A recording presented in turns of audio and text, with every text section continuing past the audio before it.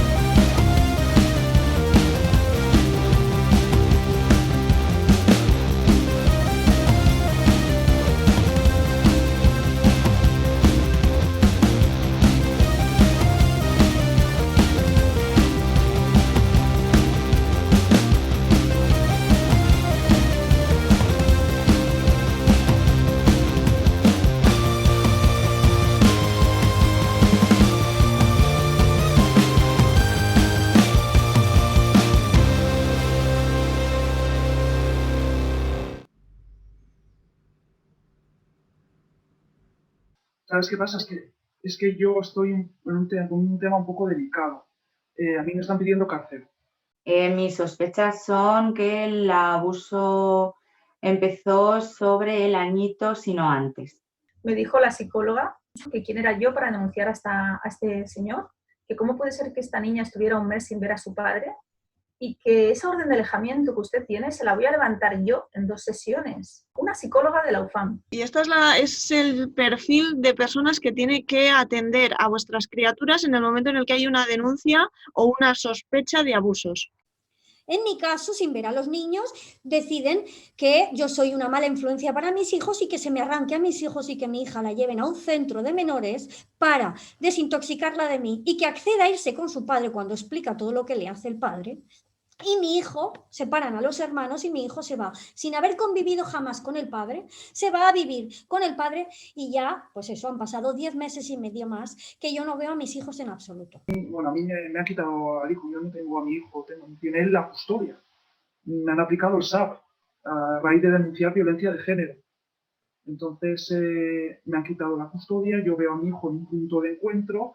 Mira, cuando denuncias maltrato, o te dan una custodia compartida impuesta, o te quitan la custodia, o tú como mujer ves a tu hijo en un punto de encuentro. Él no tenía visitas, es que encima es eso, o sea, tú denuncias un maltrato, en mi caso, ¿no? Pues denuncié, y él se llevaba al niño a casa. Yo no he hecho nada y yo veo a mi hijo vigilado. Sí, no, fue una respuesta además súper rápida, porque a mí me lo quitaron de la noche a la mañana, o sea, pero radical, se llevó a mi hijo a rastras en el juzgado. No solo se me arrancan pues por luchar por su testimonio, sino que lo separan y a mi hija la llevan a un centro de menores para desintoxicarla de mí y que acceda a él con su padre, ¿no? Y luego encima separan a los hermanos y mi hijo pequeño se va con el padre, presunto abusador, porque tenía los procesos penales abiertos, sin haber convivido jamás, casi en 5 años con el padre, ¿no? Porque yo me fui de casa cuando el niño tenía escasos 6 meses y desde hace 10 meses y medio más, pues yo no tengo contacto con mis hijos. Yo, por ejemplo, empecé con una compartida impuesta porque el Hospital San Juan de Dios dijo que la madre tiene una preocupación mórbida con riesgos de romper los lazos de afiliación con el padre y que entonces los servicios sociales se activaban para que le quitaran de la cabeza a la madre que esta niña había sido abusada. A mi hija le han metido en la cabeza que yo estoy enferma, que todo eso no ha pasado, todo lo que explica, porque a mí me lo ha llegado a decir en las pocas llamadas que he tenido. Mamá, ¿tú crees que yo me sueño las cosas?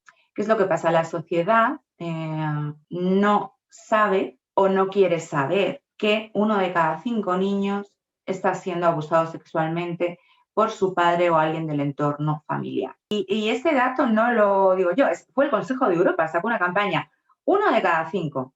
Según datos del Síndic de Greuges, hay una prevalencia de un 1% de casos de abusos sexuales en Cataluña. ¿En general o en la infancia? En la infancia. Un 1% de la infancia en Cataluña ha sufrido abusos en la infancia. Vistos por el Síndic de Greuges, valorados por unas estadísticas. Entonces, claro, ahí está mi pregunta, ¿no? Pues si solo hay un 1%, a ver, pensemos un poco, se están haciendo las cosas mal, ¿no? En el caso de diagnosticar los abusos sexuales en Cataluña, aquí se está fallando un montón.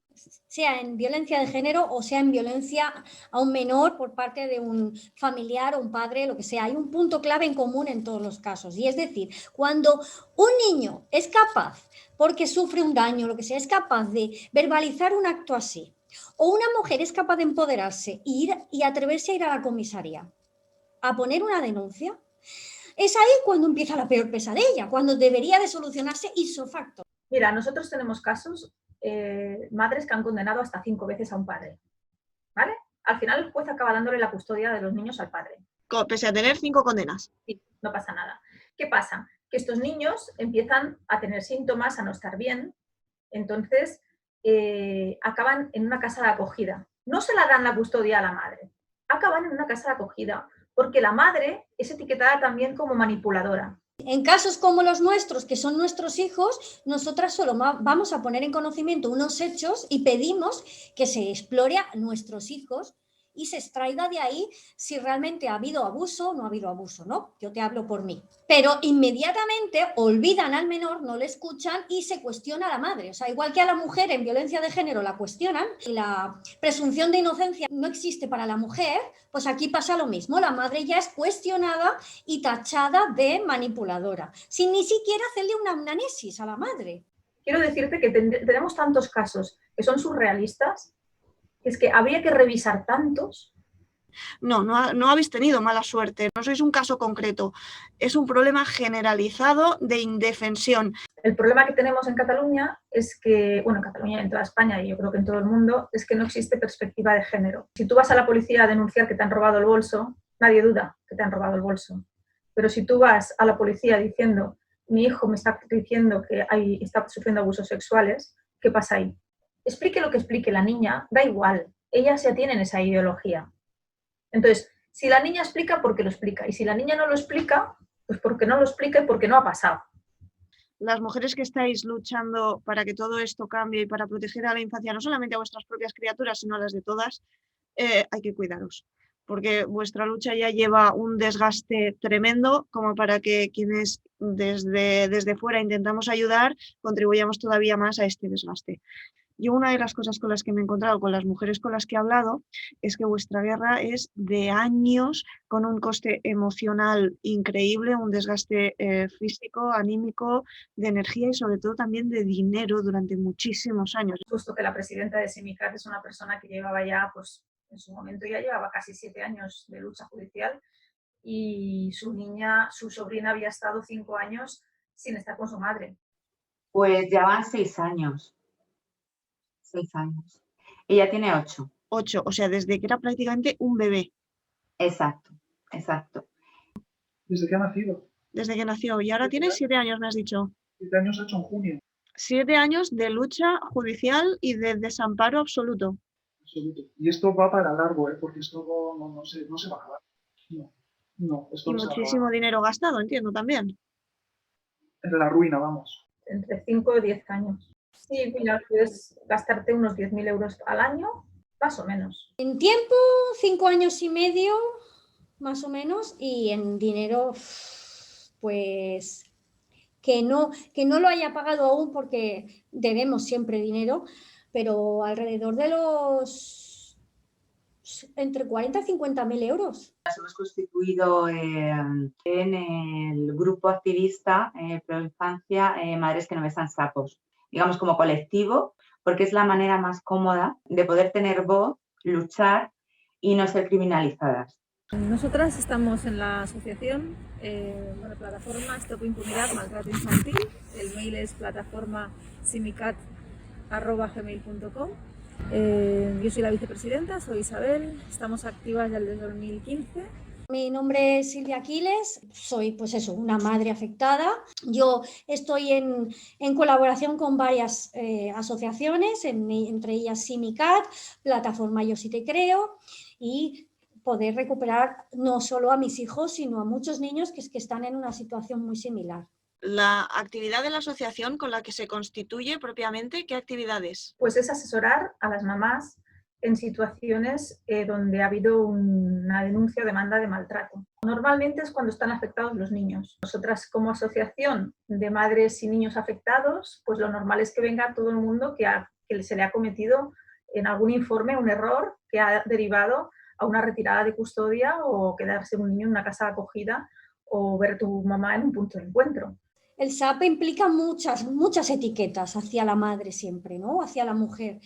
Entonces, hay que tener en cuenta estas etiquetas, ¿no? Preocupación excesiva, preocupación mórbida, manipulación, explícitamente frases, ¿no? En las que dice la madre bloquea al menor o el menor está intoxicado por el contagio del discurso de la madre, ¿no? Sin pruebas para eso. O sea, sin haber evaluado al menor siquiera, o sea, informes, yo tengo informes así, sin ni siquiera haber visto mis hijos ni saber el color de ojos ni pelo que tienen, o sea, esto es muy, muy fuerte, ¿no? Solo con una entrevista de un cuarto de hora contigo o con el padre, sin siquiera hacer un test de capacidades parentales, ¿no? Yo creo que el problema que hay es el sistema patriarcal que hay, y sobre todo en la justicia. Es que la justicia es muy patriarcal. O sea, el padre, vamos, es que no puede vivir un niño sin un padre. Pero yo me pongo en la otra situación. Hay padres que se desentienden del niño, los niños quieren tener contacto con ese padre, oye, y no les obligan a esos padres a tener contacto con los hijos. O sea, en ese caso, no, las madres que dicen, es que no me pasa la pensión, es que no veo a los hijos, es que... Oye, no pueden hacer nada, no les pueden obligar, pero a un niño sí le pueden obligar. Obligar a un hombre a ver a un hijo que no desea ver, no sé hasta qué punto es bueno para la criatura, ¿eh? Por supuesto, pero que en ese caso a ellos no les hacen nada. Sin embargo, a los niños les están condenando, porque al final es una condena, a estar con ellos y les están obligando. Y en el caso de mi hijo, nadie miró por qué. No podemos permitir que esto siga pasando. Vamos, ya hemos informado a todo el mundo de lo que está pasando y la verdad es que la respuesta ha sido bastante lenta y a veces hasta nula. Y desgraciadamente en los medios de comunicación globalistas no sale nada de esto. No, pues no interesa, es un tema que el tema del maltrato hacia los menores no es lo suficientemente importante para la sociedad que tenemos. Y son los más vulnerables, ¿no? Igual que los ancianos, y realmente son los que el sistema y el Estado les da la espalda. un menor cuando ha sufrido maltrato y explica a su mamá lo que le está pasando. Bueno, desgraciadamente la justicia le da la espalda, no cree en su relato y la mamá intenta también, ¿no?, que tengan al menos en cuenta lo que el niño le ha relatado a ella y le hacen lo mismo.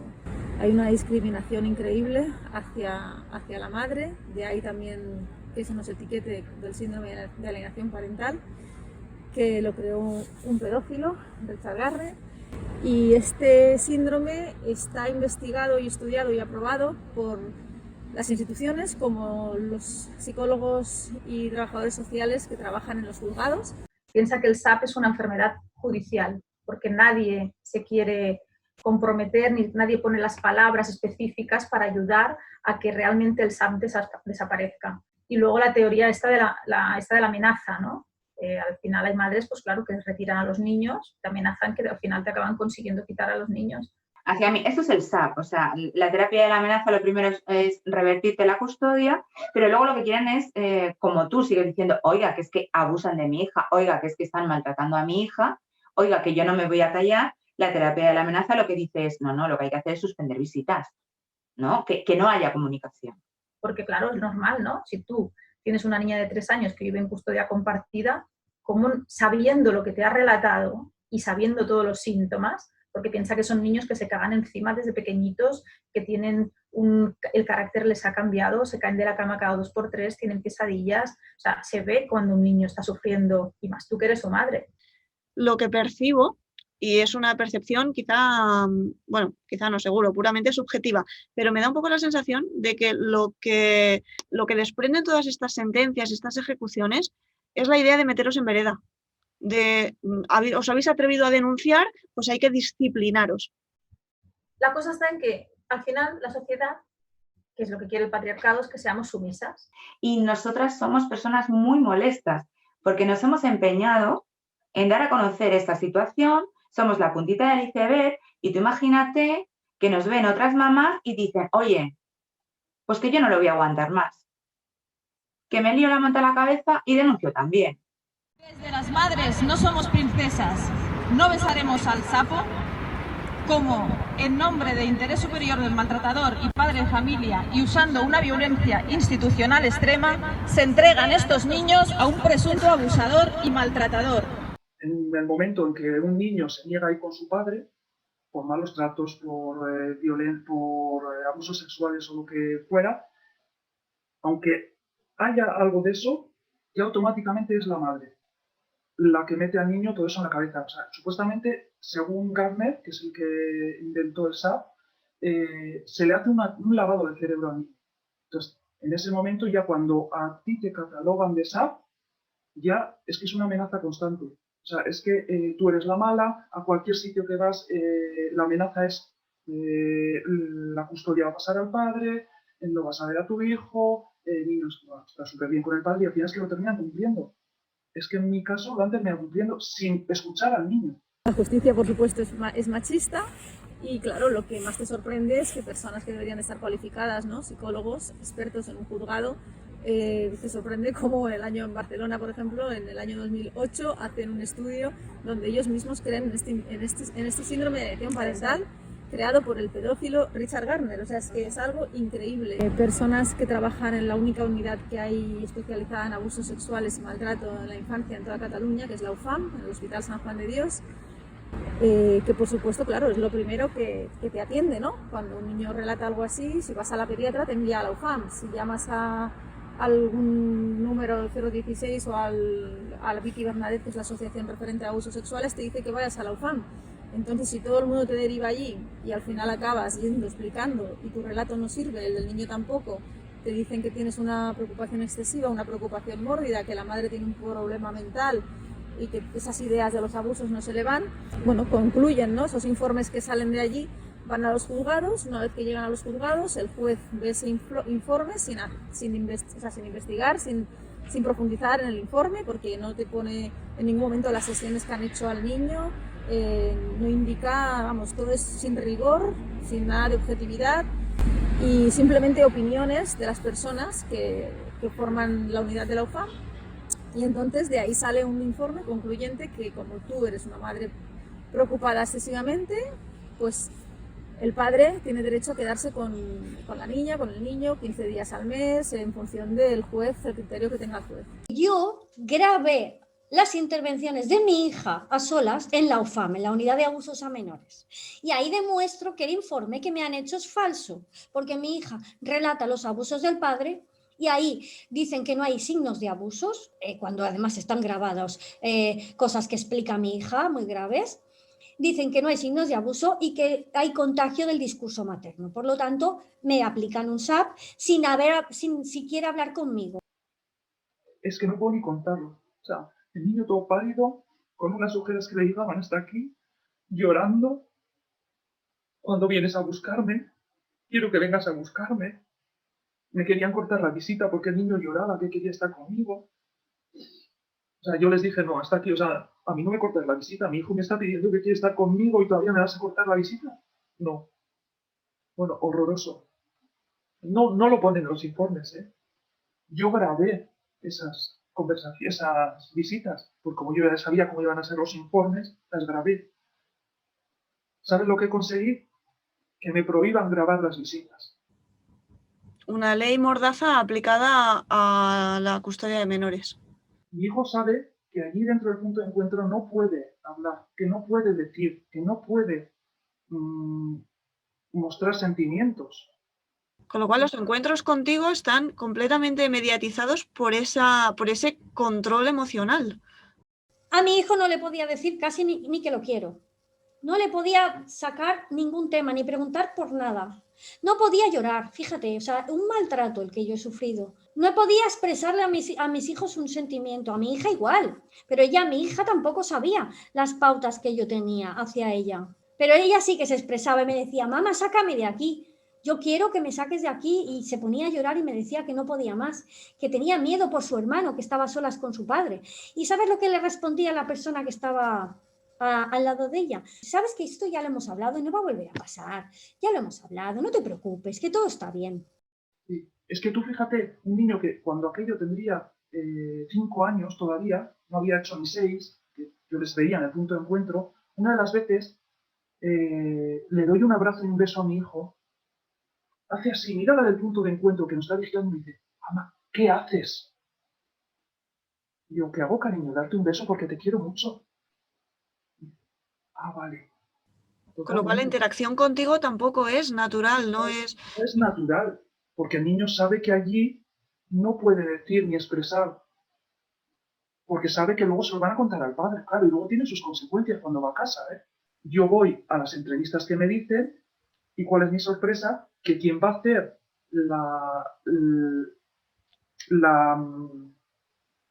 ¿cómo se dice? La terapia esa que nos mandan para que el niño acepte al padre, es la misma empresa que lleva el punto de encuentro. La misma empresa, esto me parece muy interesante, es una empresa privada. Sí. Es que el servicio del punto de encuentro está derivado en una empresa privada. Y quien hace los informes de ese punto de encuentro también es una empresa privada. Es una empresa privada. ¿La UFAM es privada? Sí, está dentro de San Juan, del Hospital de San Juan de Dios, pero sí. Y bueno, con la iglesia hemos topado, ¿no? Como se suele decir. Eso te iba a preguntar, el Hospital de San Juan de Dios está gestionado por la iglesia. Sí. Con lo cual la UFAM pertenece al hospital y por lo tanto depende también de la iglesia, entiendo. Sí. Claro, de ahí toda esta ideología tan conservadora, tan patriarcal y tan de conservar la unidad familiar a toda costa y castigar a las mujeres que se salen de ese rol, pues claro, no me extraña. Hasta el punto de que los informes del punto de encuentro han tenido más peso que una psicosocial del juzgado, que esa sí es una pericial. Me gustaría saber cómo se le explica a tu hijo todo lo que está pasando y por qué no puede vivir contigo. Pues mira, yo ahora no se lo puedo explicar. Porque en el punto de encuentro a mí mi hijo sí que me ha preguntado cuándo puede venir conmigo, por qué no puede vernos, por qué. Entonces yo, allí no me dejan hablarle a mi hijo. A mí allí me han llegado a decir que yo le tengo que decir a mi hijo que él ahora está con su padre y que está muy bien. Claro, yo me niego a decirle eso a mi hijo. O sea, no, yo no le voy a mentir a mi hijo. A mí mi hijo me ha preguntado, mamá, ¿qué estás haciendo tú para que yo pueda estar contigo? Claro. A mí se me ocurrió, lo primero que se me ocurrió al decir a los niños, cariño, estamos luchando. ¿Y cómo se le explica a una hija de la que te han separado por qué te han separado de ella y toda la lucha que tú estás llevando a cabo?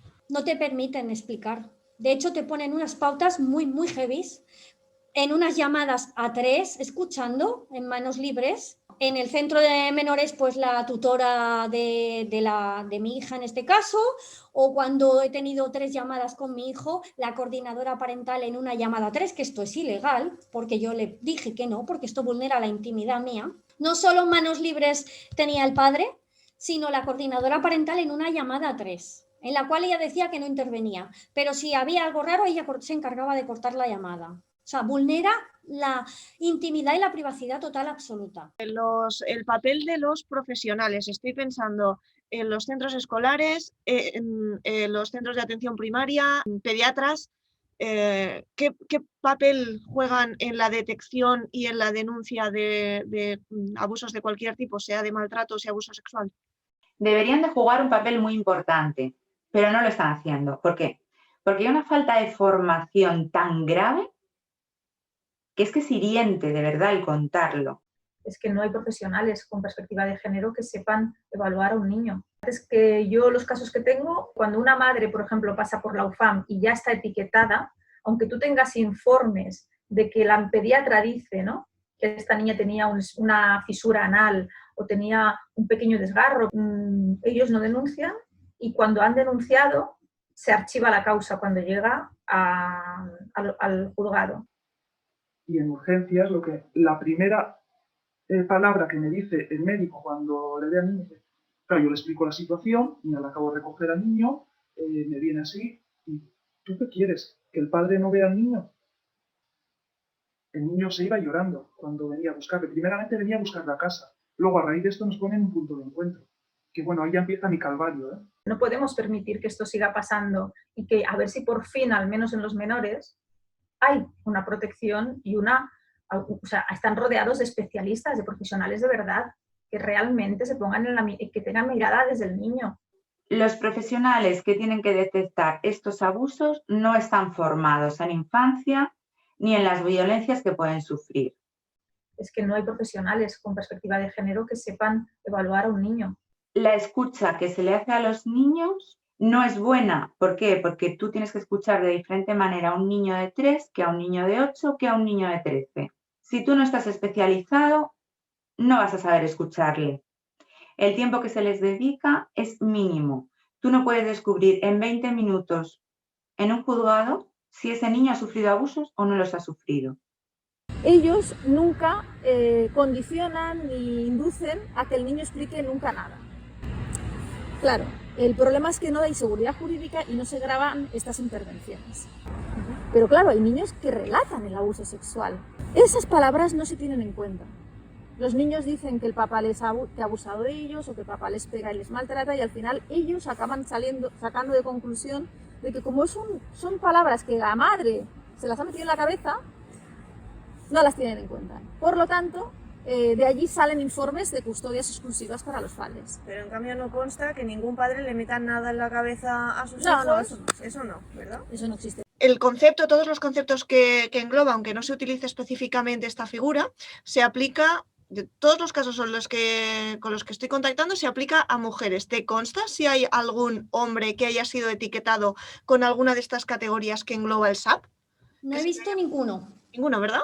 De los casos que yo conozco en 5 años y medio, te puedo decir que todos los casos que yo conozco, es un 100% son mujeres. En los colegios no hay formación y la problemática ya no es que no haya formación, es que no hay conciencia de que tienen el deber de proteger a sus alumnos. Esto es lo más triste. O sea, tú hablas con el director, con la subdirectora, hablas con el profesor o profesora de turno y lo que te dicen es que ellos están ahí para educar. Que si ven algo muy grave, hombre, pues claro, que están obligados por protocolo. Algo muy grave, te quiero decir que un niño te llegue sangrando, con un ojo morado o sin zapatillas en invierno. Esto es lo que comunican, única y exclusivamente. Y luego te explican, es que además yo no tengo formación. Yo he pasado a colegios formación gratuita en estos temas. No la ha hecho nadie. No hay formación, no hay interés, no quieren tener problemas. Sí que es verdad que tampoco hay que demonizar a todo el colectivo, pero el dato es, solamente un 15% de profesionales de la educación avisan de este tipo de situaciones. Un 15%. Mi hijo ha llegado a vomitar en la puerta del punto de encuentro, a hacerse pis encima. Oye, no parece en los informes, ¿eh? Yo sí que he hecho varios psicosociales y en todos recomiendan que la custodia sea para mí. Cuando un niño te relata algo así y si ves que vas al psicólogo público o a la unidad como aquí, la UFAM, donde ves que en 2 sesiones de 20 minutos se sacan el caso de encima y no investigan la mente del niño, tú como madre y responsable de su salud y de su vida, te ves obligada en gastarte un dineral en que alguien experto vea al niño. Claro. Por lo tanto, todas las madres tenemos informes periciales donde estos niños han relatado abusos sexuales. La van avaluar en una unitat especialitzada dins del sistema sanitari en finançament públic català. 2 entrevistes de 20 minuts. La nena verbalitza en aquestes entrevistes els abusos. Cuando tú pasas por la UFAM y ves que a la niña la han visto 2 días en 20 minutos y que nadie le ha preguntado sobre nada, que le han hecho un test de inteligencia y que realmente no hay ningún tipo de evaluación consistente, ¿tú qué haces? Pues llevas a la niña a un experto. Vamos, no te fías. L'informe d'aquesta unitat especialitzada no només no dona credibilitat a la paraula d'aquesta nena, sinó que acusa la mare de preocupació mòrbida. El juez no lo contempla como válido, se cree el relato de la UFAM, o sea, el relato, la conclusión del informe hecho por la UFAM en 2 días, en 20 minutos, sin tener en cuenta que eso no es una pericial, sino que la UFAM está para dar atención asistencial. L'informe provoca, per començar, que la denúncia penal per abusos s'arxivi, perquè el jutjat es creu aquell informe, tot i que no és pericial, i diu que no hi ha proves.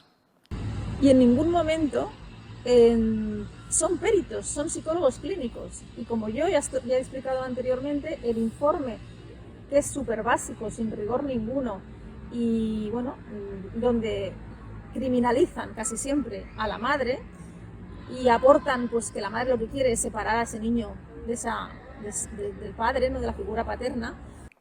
La mare compleix, però en molts casos la nena no vol veure el seu pare en aquestes visites.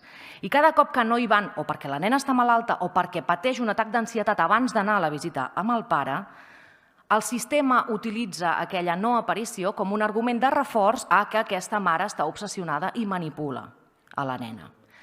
Sin haber visto a la madre. Quiero decir que a la madre no es que dijeran, bueno, pues como el Hospital San Juan de Dios está especializado en menores, vamos a derivar a la madre al clínico, que son expertos en psicología, ¿no?, en adultos, y le van a hacer un examen a esta madre, porque eso sería lo normal, ¿no? Para que a ti te digan que tú tienes una preocupación mórbida, obsesiva, o que tú has manipulado la mente de tu hijo, lo normal es que te hagan un examen exhaustivo. No, aquí no pasa nada. Todo se basa en suposiciones y en opiniones banales que luego hacen muchísimo daño en un juzgado, porque ahí lo que están decidiendo es el futuro del niño. I aquella mateixa jutgessa, en un judici sense la mare i sense l'advocada, acaba dictant un canvi en la pàtria potestat i li dona la potestat dels 2 nens al pare suposat abusador. Una cosa importante que hay que decir es que, claro, los abusos sexuales, lo peor es que sea el padre quien abusa. Porque si es un profesor, lo separas del profesor o del abuelo y ya no lo vuelves a. Entonces, en la UFAM, al final acaban recibiendo todos los casos, se supone. Pues estamos teniendo llamadas de personas que han pasado por la UFAM, que sus niños han tenido 9 y 10 años, que han sido abusados por profesores y que la UFAM les invitan a que no denuncien. O sea, estamos creando una sociedad en la que hay que silenciar el abuso sexual. En una escuela o en alguien que está haciendo que sea monitor, ¿no?, de piscina, de pádel, de lo que sea, ¿no?, pues si ese niño ha sido abusado y tú no denuncias, ese profesor o monitor volverá a abusar de otro niño porque se verán impunes. Entonces, la UFAM pues está haciendo eso, está recomendando a los padres a que la gente no denuncie. Incluso en casos que ya está más que demostrado, ¿no?, la agresión sexual. Quiere decirse, en caso de que a Alice le haya ocurrido poner una camarita y lo haya pillado en fraganti, o en casos de embarazo, ¿no?, en adolescentes que les ha embarazado a su padre, y eso ya, claro, es que no hay manera de ocultarlo, ¿no? Ahí ya tenemos las pruebas de ADN. Entonces, ahí ya lo que ocurre es otra cosa, vamos a intentar la mediación. Mediación en caso de un padre que ha violado a su hija y que encima la ha dejado embarazada. Mediación, o sea, ¿qué clase de mediación cabe ahí, salvo intervenir, que llegue la policía, detenga a ese señor y a esa niña se la proteja? No se me ocurre qué otra mediación cabe. Luego hay una revinculación. Y lo que te dicen los mediadores es, perdona. Esto es la víctima, ¿eh? Perdona porque te vas a sentir mejor. No puedes vivir en el odio ni en el rencor. Evidentemente que no, nadie te dice que odies a tu agresor, pero evidentemente que mantengas una distancia con él es lo más sano y saludable del mundo. Claro, que perdona, ¿no? Entiendo que me lo diga un cura, no un juez. El bien superior a proteger no sea la integridad de las criaturas, sino la institución de la familia. Eso es. O sea, clavado.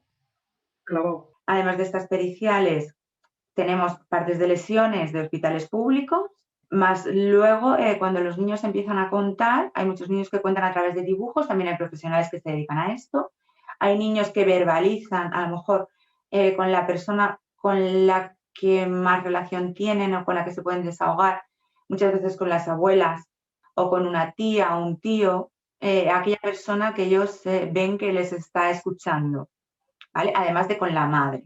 Y todo esto conforma una batería de pruebas que es brutal, pero el SAP la tira abajo, ¿vale?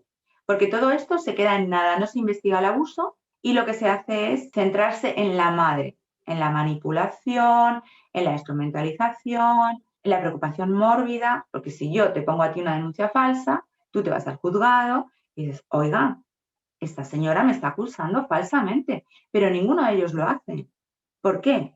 Porque nuestras denuncias no son falsas. De hecho, la mayoría son sobreseimientos provisionales por falta de pruebas. No hay sobreseimientos libres. Entonces, la lógica dictaría a cualquier profesional que si este señor es sospechoso porque tiene un sobreseimiento provisional, no, en ningún momento se ha dicho que es inocente, pero hay la más mínima sospecha de que pueda estar abusando o maltratando a un niño o una niña, lo más lógico es dejarlo en un entorno seguro y con una cierta vigilancia en los contactos. Y sin embargo, lo que se hace es al revés, mandan a niños y a niñas con sus presuntos agresores.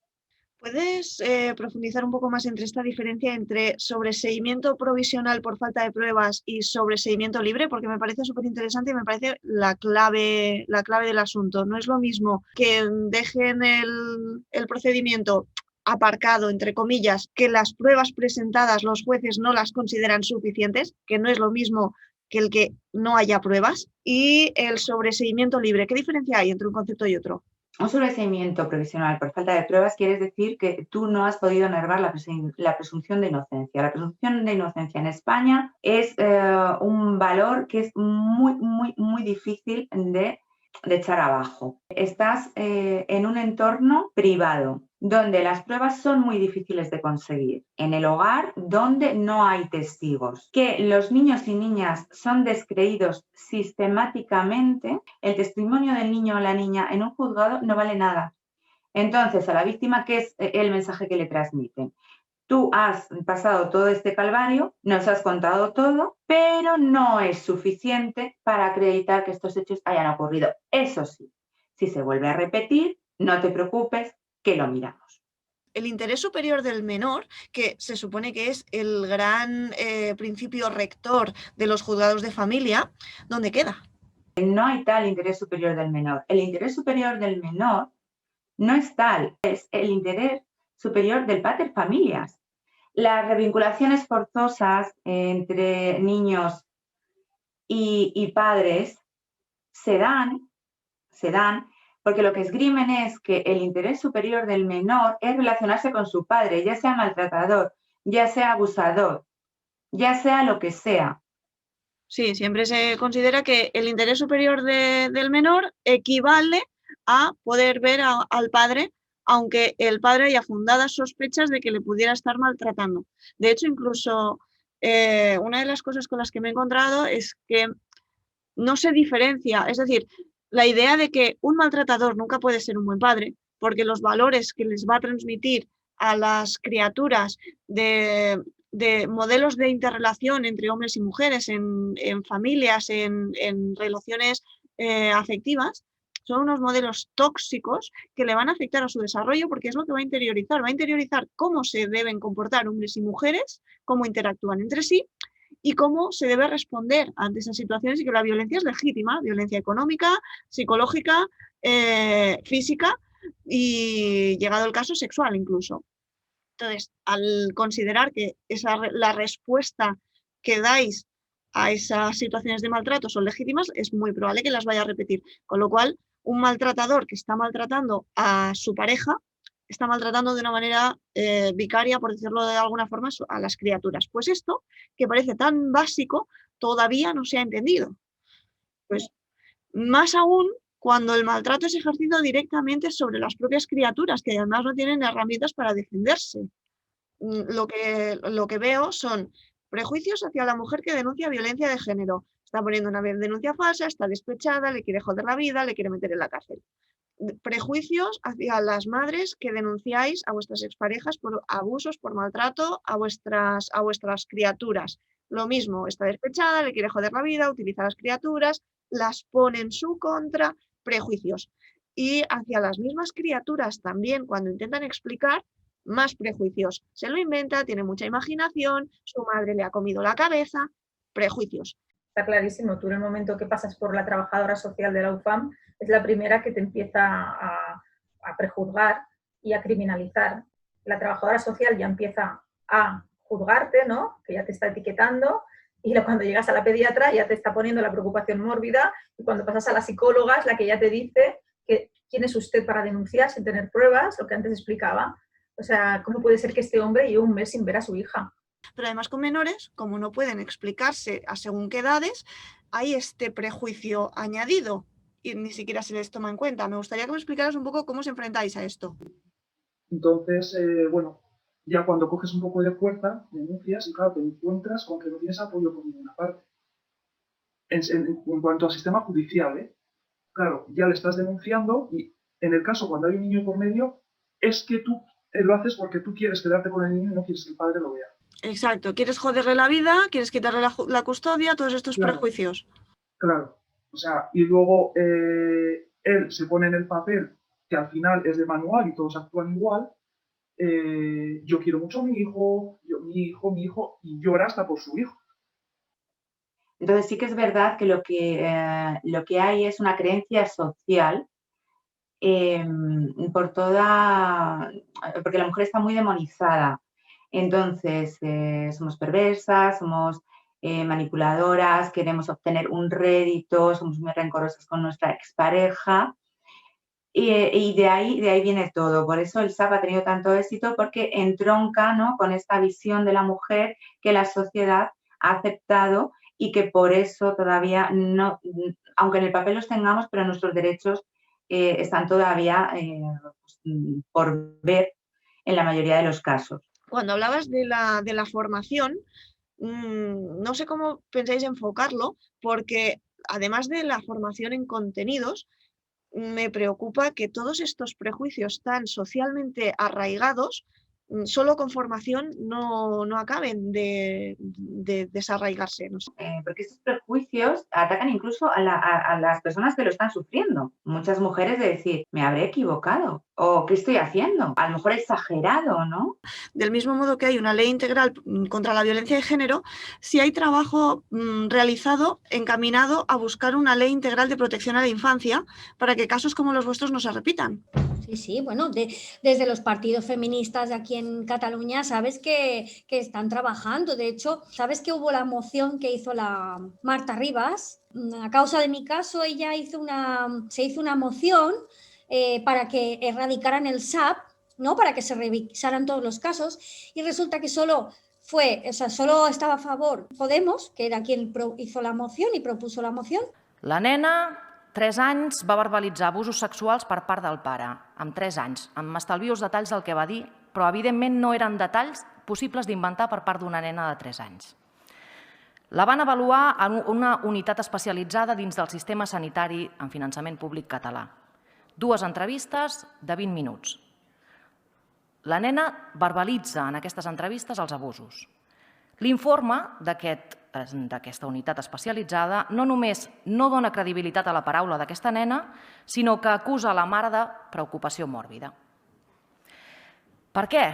Perquè davant la incredulitat d'aquelles professionals d'aquella unitat, la mare insisteix que l'abús ha succeït i que es creu les paraules de la seva filla.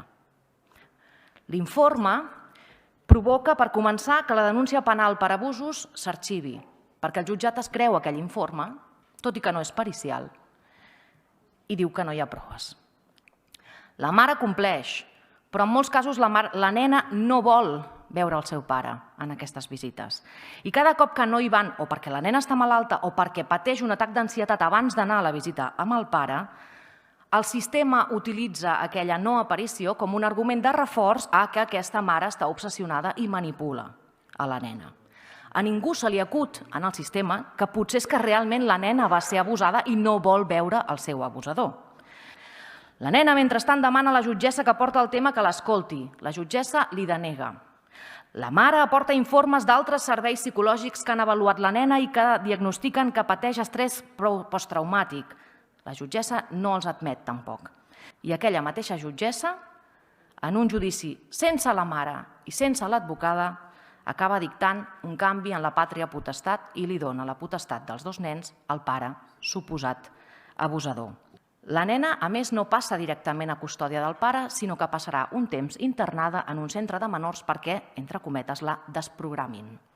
Todos, incluso PSC, votó en contra cuando el PSOE en Madrid dijo que sí, que quería erradicar el SAP, imagínate. Pero a raíz de la presión que hicimos, porque lo sacamos todo a la luz por las redes, Jessica, se ve que esa presión ha tenido su efecto. Ha sacado la modificación ahora, en diciembre. Tenemos ya la modificación donde incluye el SAP como violencia institucional. Esto es un paso importante, ¿no? Entonces, entendemos que los demás partidos han visto presionados y al final han votado para que esta ley se añada esta modificación. Se continúa introduciendo, pero de una manera un poco camuflada, ¿no? Es que no te ponen la palabra SAP, es que te ponen la madre obstaculiza, al final es lo mismo, pero luego te lees toda la sentencia y es que es la aplicación del SAP.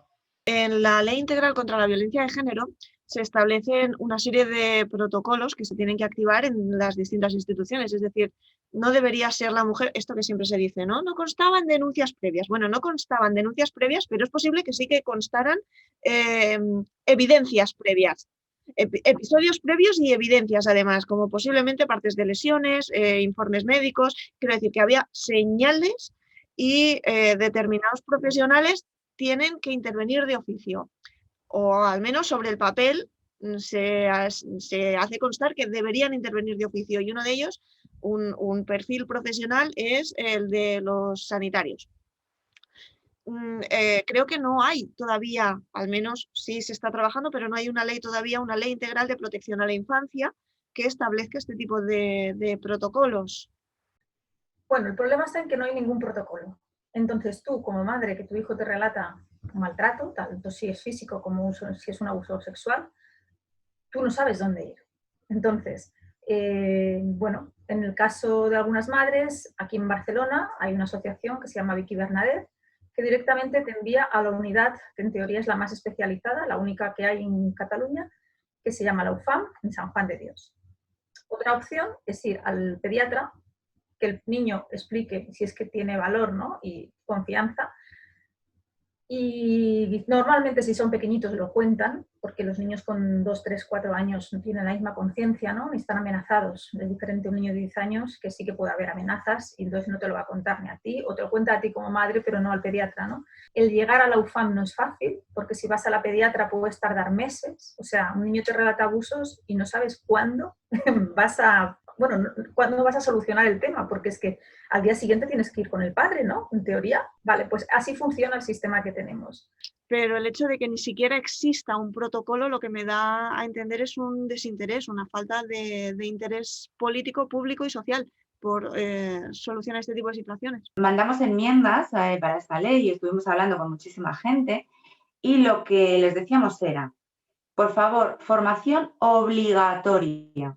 Formación obligatoria en sanitarios, formación obligatoria en educación, formación obligatoria en abogados, que es importantísimo, no tenemos abogados especialistas en esto. Es horroroso el dar con un profesional que sea medianamente formado, esté medianamente formado en estos temas y que además aguante el maltrato que están sufriendo por defendernos. Formación a equipos psicosociales, formación a equipos de atención a la infancia de administraciones, formación a jueces, a fiscales, pero que la formación esté presente para poder aprobar una oposición y ocupar un puesto en el Estado. ¿Qué crees que tendría que mejorar el sistema judicial para proteger a la infancia y para no revictimizar ni culpabilizar a las madres? Porque una de las cosas que habías comentado es que el SAP es la figura que invalida todas las pruebas y en el momento en el que entra en escena el SAP, se deja de investigar el abuso y se empieza a investigar a la madre. ¿Qué es lo que tendría que cambiar, a tu juicio, en la institución de justicia para proteger a las criaturas y para no caer en esta revictimización de las madres que intentáis protegerlas? Cuando hay un caso así, familia y penal tienen que ir juntos, de la mano cuando hay hijos por medio, sea en violencia de género y más en casos como cuando la víctima son los menores por el propio padre o un familiar, ¿no? Tiene que ir coordinado ya, la vía penal con la vía civil, coordinadísimas. Y si hay una orden de alejamiento o hay una investigación abierta en penal, la familia ya es que no tiene ni que intervenir. O sea, que haya una cautelar en vía penal y familia, de momento, que no intervenga. Toda la administración de justicia necesita formación específica para tratar con niños y con niñas, que deben tener una defensa propia para sus intereses, que sus intereses puede que no coincidan con los de los adultos. ¿Qué es lo que pasa? Que todo esto debe haber alguien que lo monitorice. Si no se monitoriza, esto va a seguir ocurriendo. Porque no es solo la injerencia familiar de sin motivo ninguno separas a unos niños de su madre y encima procedimientos penales abiertos del padre en instrucción, que la prejudicialidad penal se la pasan por el forro, Jessica. Eso es importantísimo. Siempre que haya procedimientos abiertos en investigación, ¿qué narices hace un juez arrancando a los niños de su madre y entregarlos a un presunto abusador cuando está todavía un proceso en investigación? Para que la justicia cambie, primero tiene que cambiar la sociedad. O sea, tenemos que hacer visible el problema y generar la preocupación que merece. 1 de 5 son muchos y seguramente serán más. Entonces, tenemos que prestarle esa atención a la infancia que no se le presta. Tenemos que empezar a pensar que no son propiedades, que son sujetos de derecho. Y eso es una labor de toda la sociedad en conjunto. Esto es lo primero que hay que cambiar. Inmediatamente que haya una denuncia, no cuestionar a la víctima, para mí es súper importante. Medidas cautelares inmediatas y hacer una investigación de verdad, no el paripé, y a los meses coger y archivar el caso. Lo más importante es valorar, ¿no? Cómo tengo la situación, puedo empoderar yo al niño, eso es importante, empoderar, darle también sabiduría y conocimientos al niño. Estas partes íntimas no se tocan, llevarla a un buen psicólogo.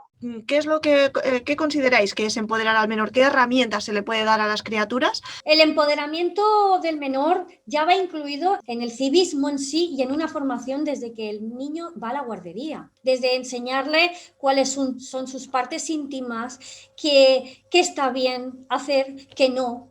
Entre la interacción de un adulto y un niño, ¿no?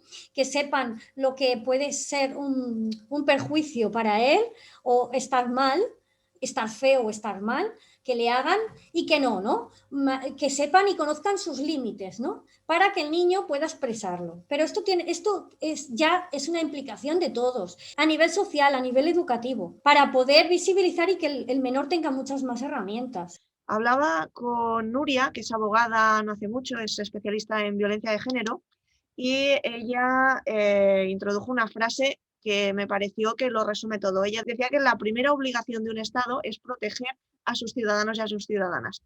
Un Estado que no es capaz de proteger a su ciudadanía es un Estado fallido. En cuanto a la infancia, o bien no se les considera a los menores ciudadanos y ciudadanas, o bien estamos en un Estado fallido que no les protege. España es un Estado de derecho hasta que intentas utilizarlo.